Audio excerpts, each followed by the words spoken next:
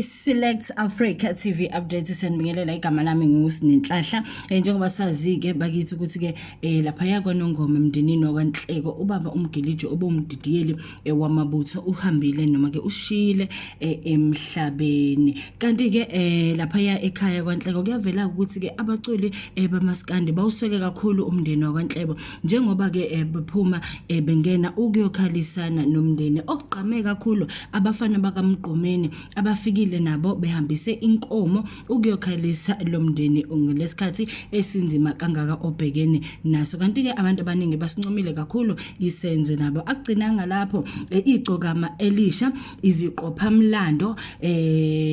gadla nxumalo kanye nabanye abaningi okubala ke nabo ongizwe mchuno balokho ngempela ke bevela bekukhombisa ukuthanda nokweseka umndeni wakwaNhleko njengoba ke namhlanje kungumhla ka-13 November 2021 ila ubaba